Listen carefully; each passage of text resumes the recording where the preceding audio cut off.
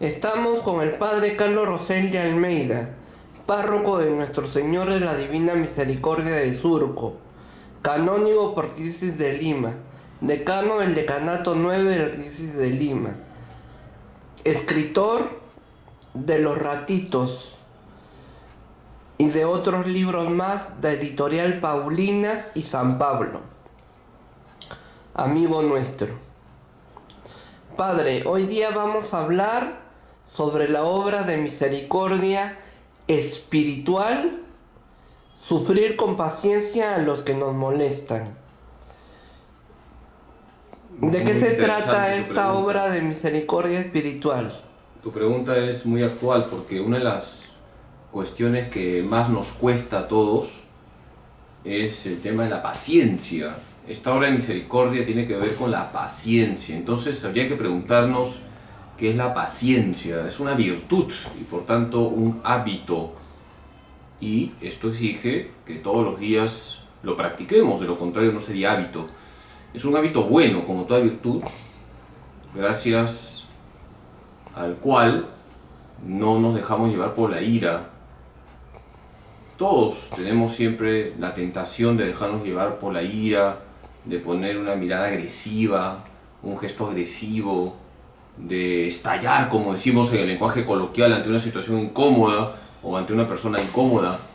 Pero hay que cuidar mucho esos detalles en el trato con los demás. Evitemos todo tipo de ira en nuestra vida y para ello hay que pedir a Jesús la gracia de la paciencia. Jesús es el modelo de la paciencia. Él es manso y humilde de corazón.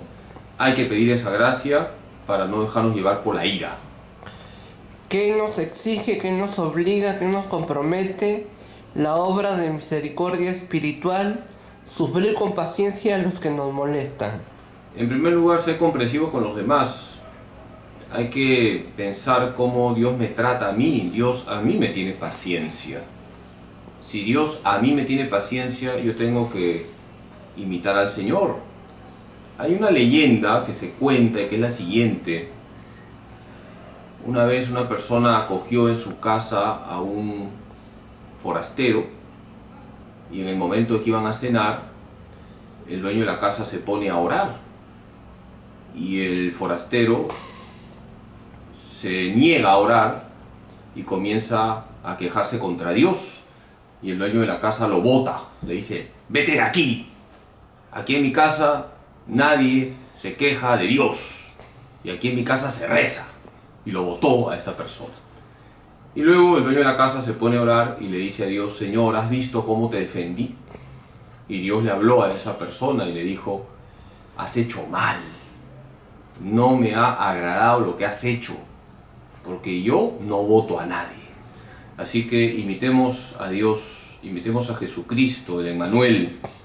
Jesús nos trata con cariño, Jesús nos tiene paciencia, por tanto, hay que tener paciencia con los demás. No es fácil, pero ahí está el mérito de esta virtud. Debemos pedir la gracia de la paciencia. ¿Cuál es la trascendencia de la obra de misericordia espiritual, sufrir con paciencia a los que nos molestan en el mundo católico de hoy? Es muy trascendente. ¿Cuántas veces hemos escuchado a gente que dice: yo me alejé de la iglesia porque un padre me trató mal, o porque una persona muy católica me trató mal, o porque fui a un grupo parroquial y me trataron mal? Entonces hay que cuidar todo lo que significa el trato con los demás. La paciencia es fundamental para hablar de la caridad en su vertiente de amor al prójimo. Yo no puedo decir que amo al prójimo si no le tengo paciencia. Es verdad, ya lo he dicho, que hay situaciones complicadas, hay personas que ciertamente son especiales, son complicadas, pero también nosotros somos especiales, nosotros somos complicados. Por eso es bueno siempre decir aquello que le ayudaba a San Alberto Hurtado a tratar bien a los demás. ¿Qué haría Cristo en mi lugar? Recuerda esto, Freddy.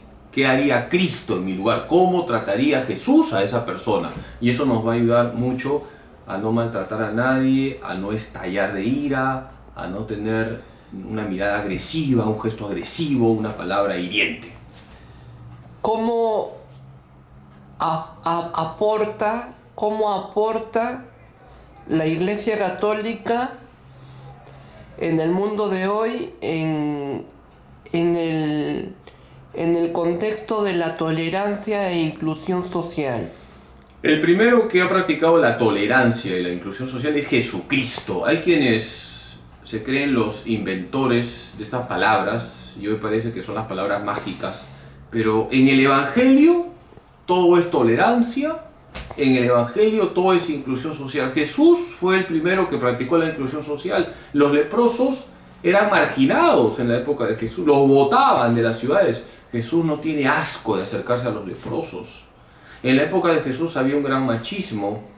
Jesús trata siempre bien a las mujeres, acoge a las mujeres. Los fariseos querían lapidar a una mujer que había sido sorprendida en adulterio, ciertamente un pecado grave, pero Jesús la acoge, Jesús la trata con misericordia, le perdona, pero le dice también, vete y no vuelvas a pecar. Jesús es el maestro de la tolerancia, el maestro de la inclusión social. Y en el mundo actual, ¿cómo aporta la Iglesia Católica a un mundo más tolerante? A través del Evangelio. Y más inclusivo. A través del Evangelio. Apliquemos el Evangelio. Ya todo está en el Evangelio. Por eso Santa Teresita del Niño Jesús decía, en cuanto cojo los Evangelios y abro los Evangelios, huelo los perfumes de la vida de Cristo y sé hacia dónde tengo que correr. Apliquemos el Evangelio. Por eso es un gravísimo error que pretendamos resolver los problemas de intolerancias, de discriminaciones que hay en el mundo, y los hay con intensidad, con ideologías. Nada de ideologías. Con el Evangelio, iluminando la sociedad desde Cristo, así vamos a vivir la tolerancia, la inclusión social y vamos a evitar todo tipo de discriminación. El hecho de rehusarme, de que uno se rehúse, de que uno se niegue, de que uno no se preste a la ideología de género, ¿es falta de tolerancia? De ninguna manera. Es amor a la verdad, porque la tolerancia va con la verdad. La ideología de género es un ataque frontal contra la persona humana. La respuesta al machismo no es la ideología de género. Desgraciadamente, la ideología de género tiene éxito y está penetrando en todos los ambientes porque se presenta como la salvadora de una sociedad machista y una sociedad donde ciertamente la mujer es maltratada. Pero la respuesta a esa situación de machismo, de maltrato a la mujer, no es la ideología de género, porque la ideología de género parte de un gravísimo error, y es negar la diferenciación sexual. Somos seres sexuados. La palabra género es una construcción del lenguaje. No existe en el ser humano el género neutro. O somos varones o somos mujeres. Ciertamente que la sexualidad es mucho más que lo biológico, pero hemos sido creados como seres sexuados y el varón y la mujer tienen la misma dignidad. De eso hay que partir, de la palabra de Dios y el sentido común. Por lo tanto, quien acepta la ideología de género terminará aceptando todo tipo de relaciones hasta lo más antinatural. Y por eso nosotros, que seguimos a Cristo y que además nos dejamos guiar por la recta razón, no podemos aceptar la ideología de género, que en definitiva es puerta abierta a todo tipo de inmoralidades. Si yo me creo un vaso, o yo me creo un plato, o yo me creo una taza, tú tienes la obligación y el supremo deber de tolerarme. Lo que tengo que hacer es tratarte con cariño, con caridad, que quede claro eso, pero decirte la verdad. Aquí el tema es la verdad. Hablamos mucho de amor, amor, amor, y está bien, pero un amor sin verdad, lo decía Benedicto XVI en esa encíclica tan bonita, Caritas in Veritate, es una cáscara, pero no tiene contenido. Un amor sin verdad es pura cáscara, es sentimentalismo y eso no ayuda a la persona humana. Hay que decir la verdad, con caridad ciertamente, pero hay que vivir en la verdad. Tú eres Freddy Armando Romero, eres un varón. Tú me dices, padre, yo me creo hipopótamo. No, aunque estés gordito no eres hipopótamo. Eres Freddy Armando Romero, varón. Esa es tu verdad. Hijo de Dios por el bautismo, hermano de Cristo, templo del Espíritu Santo. ¿Y quién define la verdad en este mundo y en esta vida? A ver, yo no soy dueño de la verdad, tú no eres dueño de la verdad. Pero la verdad nos posee, sí. ¿Cómo? Y esa verdad tiene un nombre, se llama Jesucristo. ¿Y cómo Dios nos es la posee? verdad. Dios es la verdad y además Dios ha puesto en el corazón del hombre siempre esa ley inscrita, de tal manera que hay verdades que todo ser humano, independientemente de su religión y de su credo, puede conocer. Así que el hombre puede conocer verdades básicas que son universales y por eso se habla de una ética básica en toda la humanidad. Por ejemplo, todas las sociedades, en cierta manera, tienen claro que matar es malo, robar es malo, mentir es malo. No es una cuestión aquí de religión, yo soy católico, tú no eres católico, es una cuestión de ley natural. Y por eso hay que apelar a lo más profundo que hay en el corazón del hombre, que es esa ley que está escrita en su ser. Es esa voz de la conciencia que te dice, haz el bien y evita el mal. La ley natural es la ley de Dios, de Cristo, de la Virgen, de los hombres. Tu pregunta es muy interesante. Cuando hablamos de la ley, hablamos en el plano de la teología moral, discúlpenme que me meta ahora en términos técnicos, de que esa ley viene de Dios. Hay una ley inscrita en el corazón de todos los hombres, que es la ley natural que ha sido puesta por Dios y que está en el plano de la creación, en cuanto que todo ser humano es creado por Dios, tiene una ley natural. Pero también está la ley revelada, el decálogo. La ley natural en cierta manera es un reflejo del decálogo, pero el decálogo ya es más explícito. Dios ha dado 10 palabras, los 10 mandamientos, y Jesucristo viene a traernos la gracia para cumplir los 10 mandamientos. En definitiva, Cristo es nuestra ley, dice San Pablo. Si tú sigues a Cristo, tú vives en la verdad y vas a poder cumplir todos los mandamientos. ¿Cómo afronta la sociedad el bullying? El bullying, el insulto, la ofensa, la pacharaca, la chacota, el cargamontón. El cargamontón, sí. Bueno, hay que rechazar todo eso. Eso hay que rechazar y hay que hacer una red contra el bullying, contra el maltrato hacia la persona humana. Hay que hacer una red y en eso creo que todos estamos unidos. Ahí se ve cómo hay una ética básica universal. Todos estamos de acuerdo en que hay que erradicar el bullying. Ahí tenemos un punto interesante para hablar de una ética universal.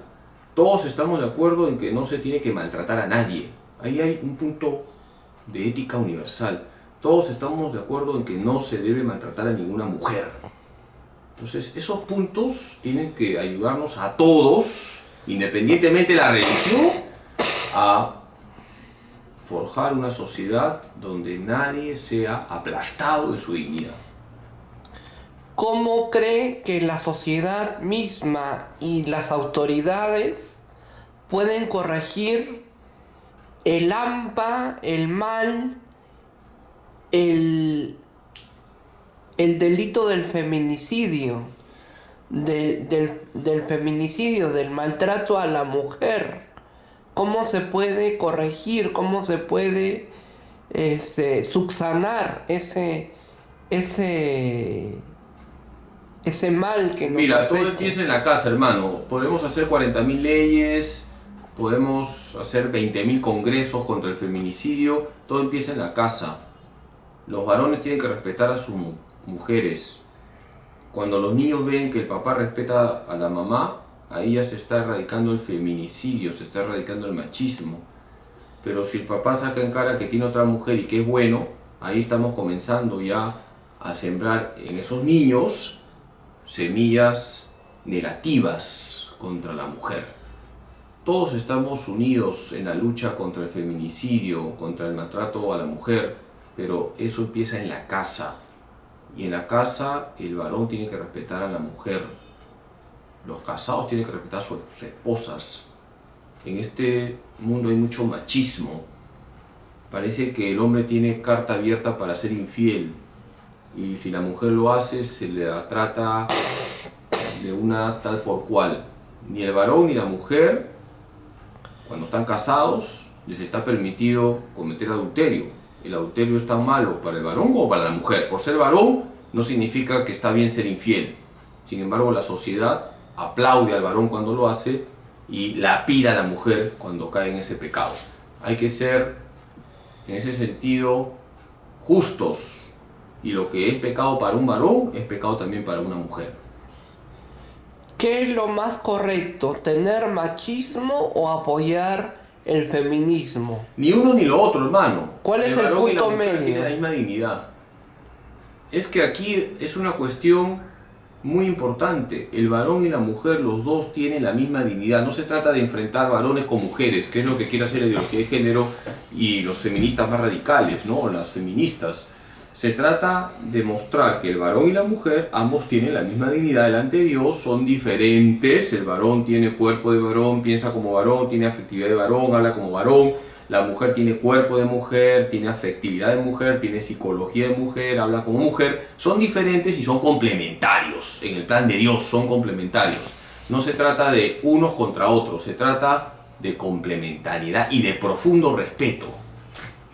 ¿Cómo se educa la afectividad para que el cuerpo, la persona, la integridad física esté preparada para tolerar e incluir a los demás? La afectividad se educa desde la casa. Volvemos al tema de la casa, de la familia. Fíjate, estoy hablando muchas veces de la casa, la familia. Cuando hay un papá y una mamá, los niños no van a crecer con problemas afectivos. Los problemas afectivos surgen cuando falta un papá o cuando una mamá no ha cumplido su labor de madre. Es decir, cuando uno de los dos falla. Si falla el papá, que es lo general lamentablemente en la sociedad, los niños crecen con deficiencias afectivas. Entonces es importante por eso cuidar el matrimonio, que es la base de la familia, y a partir de ahí se va educando la afectividad. Y la afectividad es pieza clave para crecer profesionalmente y espiritualmente. La afectividad es fundamental porque si uno crece con una afectividad ordenada no va a tener apegos, y cuando no hay apegos uno puede sentirse libre. Cuando estamos apegados a alguien o algo no somos libres. Entonces es importante cuidar nuestra afectividad, que está en relación con nuestra vocación. Un esposo conduce su afectividad a su esposa, a sus hijos. La esposa conduce su afectividad al esposo, a los hijos. El sacerdote su afectividad a los fieles, no está apegado a alguien o algo porque entonces sería un desorden. Entonces la afectividad está en armonía con la vocación que tiene cada uno. ¿Qué propuestas y planes como el Museo de la Tolerancia e Inclusión Social del Acantilado de Miraflores hacen bien a la sociedad? ¿Qué propuestas, planes hacen bien a la sociedad? Mira, yo creo, en materia de inclusión social? Yo creo que, y vuelvo a lo mismo, discúlpame hermano que sea disco rayado, la casa, la familia. Ningún museo va a arreglar el problema de discriminación, de machismo, y menos cuando hay cuestiones ideológicas metidas. Lo que va a resolver en parte los problemas que estamos hablando son familias bien constituidas, ¿de acuerdo? Ya termino la entrevista y te doy gracias porque permites que me pueda dirigir a tantas personas. Hay que estar unidos en la oración, hay que seguir orando para que se abran las puertas de los templos. Es muy importante que la gente se confiese, comulgue. No quiero ser insistente, tampoco quiero ser una persona cargosa contra nadie, pero como sacerdote de corazón lo digo. Hay hambre de Eucaristía en el pueblo de Dios y por eso sigamos orando para que se puedan abrir las puertas de los templos, sigamos ayudando a las personas necesitadas, apoyemos la campaña Respira Perú y no nos olvidemos que tenemos que ser Cristo para los demás. Padre, usted tiene que hacernos una invitación para la Feria del Libro que está ahorita vigente, está ahorita en función, en movimiento. Bueno, Adelante. ya veo que estás enterado de todo lo que hago, creo que me tienes con una cámara por donde voy, está bien, ¿ah? Este lunes a las 3 de la tarde voy a presentar un pequeño libro del Papa. Se han recogido una serie de intervenciones del Papa sobre la pandemia, la iglesia en tiempos de pandemia, y agradezco a Paulinas que me han invitado para que sea yo quien presente este libro a las 3 de la tarde vía Zoom. Pueden conectarse a través del Facebook y vamos a hacer un comentario de lo que el Santo Padre nos está diciendo sobre este tiempo de pandemia. Les invito a participar a las 3 de la tarde, lunes 31 de agosto, la presentación de este libro. Qué bonito que el Papa Francisco, como buen pastor, nos ilumina desde el Evangelio y nos pide que seamos solidarios, que nos preocupemos de los demás y que tengamos esperanza, porque si estamos con Cristo tenemos esperanza. Esto va a pasar, la pandemia va a pasar. Jesús es el mismo, ayer, hoy y siempre. Que Dios Todopoderoso les bendiga en nombre del Padre, del Hijo y del Espíritu Santo. Muchas gracias. Fue el padre Carlos Rosel de Almeida, párroco de Nuestro Señor de la Divina Misericordia de Surco, canónigo por Arquidiócesis de Lima, decano del Decanato 9 de Arquidiócesis de Lima, escritor, conferencista, catedrático universitario, ex rector de la Facultad de Teología Pontificia y Civil de Lima y amigo nuestro. Gracias. Ánimo.